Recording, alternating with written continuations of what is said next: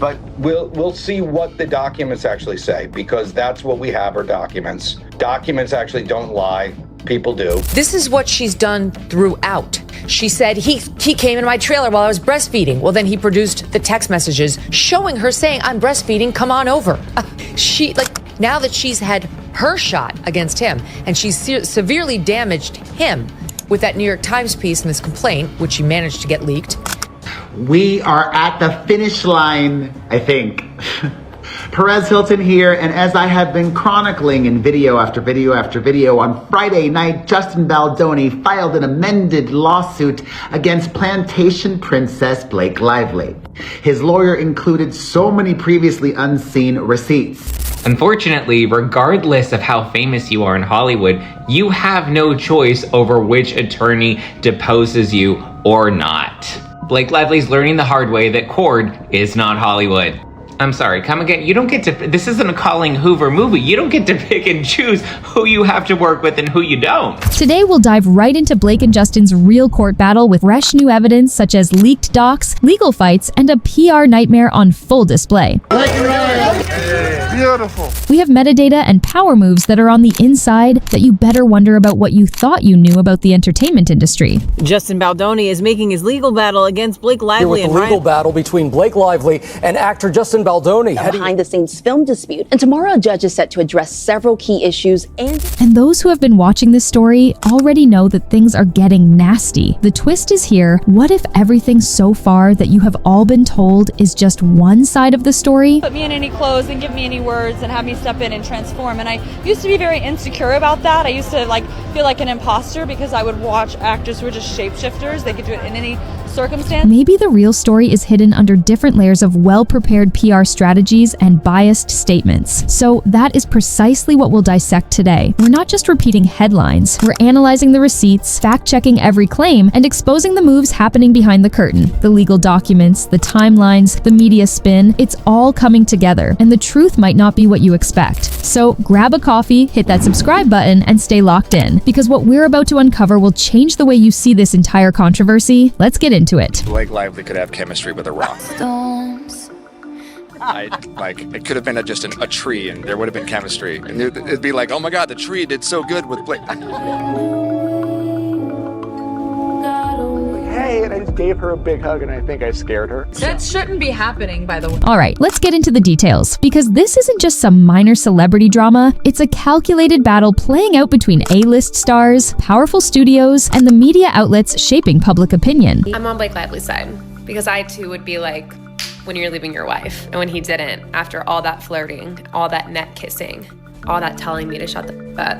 Blake Lively, who accuses Justin Baldoni of sexual harassment, invited him into her trailer to rehearse lines while she was breastfeeding. I'm sorry, the math ain't mathing. And Justin Baldoni brought the receipts. And the deeper we go, the more it looks like one side has been playing chess while the other was stuck playing checkers. So how did this all start? It all goes back to December 20th, 2024, when Blake Lively filed a complaint with the California Civil Rights Department, accusing Justin Baldoni of sexual harassment on the set of It Ends With Us.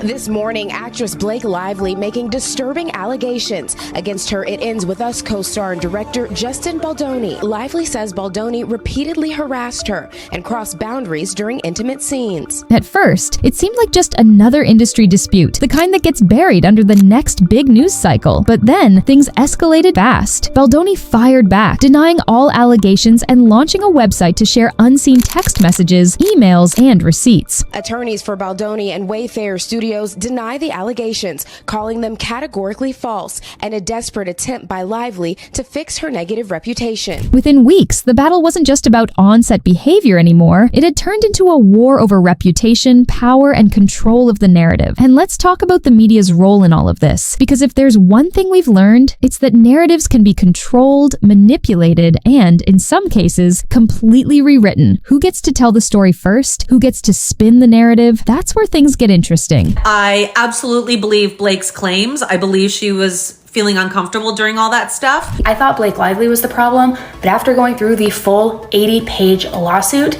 I think Justin Baldoni's the problem. Take the New York Times. They were the first to publish Lively's side of the story, painting Baldoni as the clear villain. But what they didn't mention, metadata proving they had access to Lively's complaint long before it was officially filed. And that's just the beginning, because behind the scenes, leaked emails, text messages, and receipts tell a very different story. This isn't just speculation. The evidence is right there in the court filings, digital timestamps, and internal documents we're about to break down piece by piece. So here's the big question. Is this really a case of wrongdoing, or is someone playing the long game, using the media and legal system as weapons in a high-stakes PR battle? Because when you start looking at the details, who benefits, who controls the message, and who gets the last word, it starts to look a lot less like justice and a lot more like a calculated takedown. And trust me, we're just getting started, because the next part, that's where things really get messy. Now that we've set the stage, let's talk about who's really pulling the strings in this battle. Because trust me, what's happening behind the scenes is just as important as what's being said in public.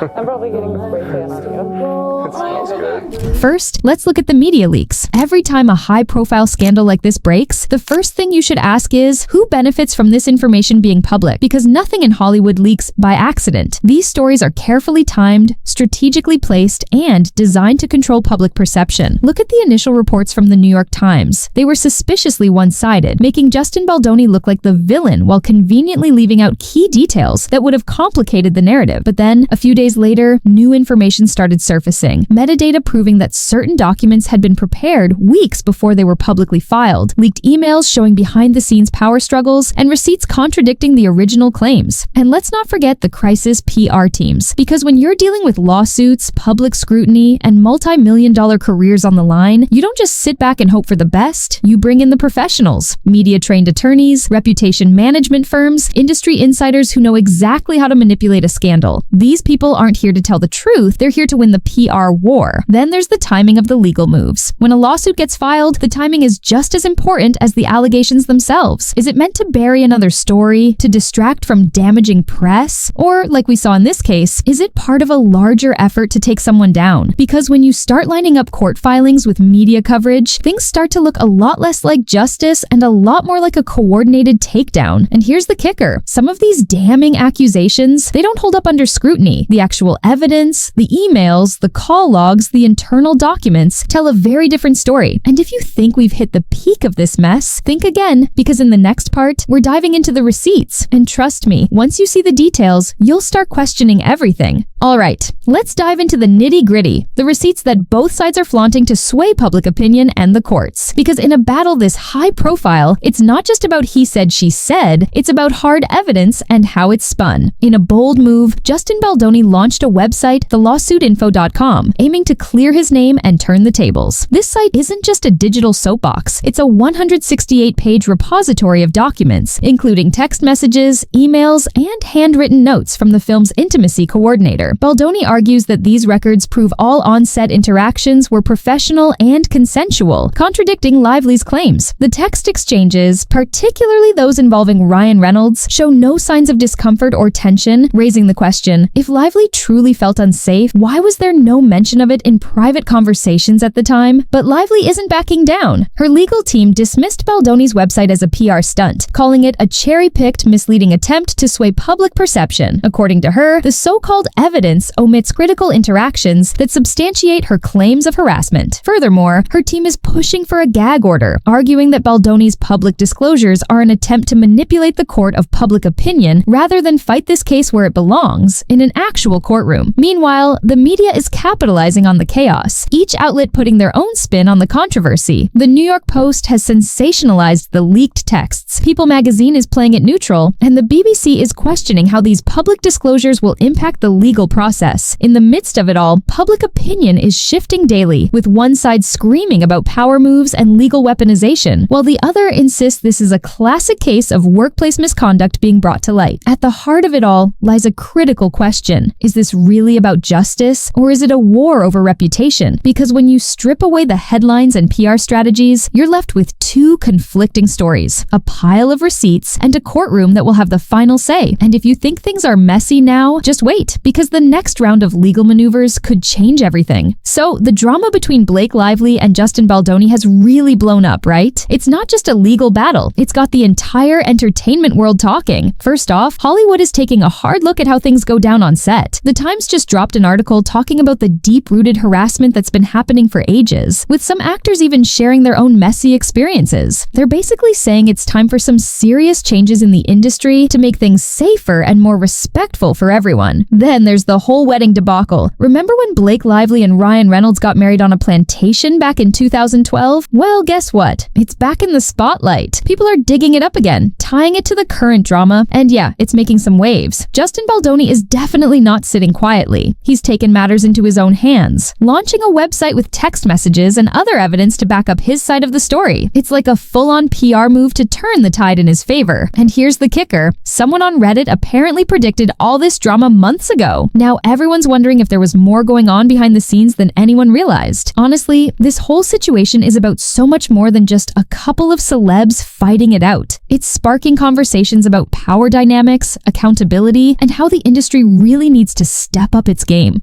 This legal mess could end up being the catalyst for some big changes in Hollywood.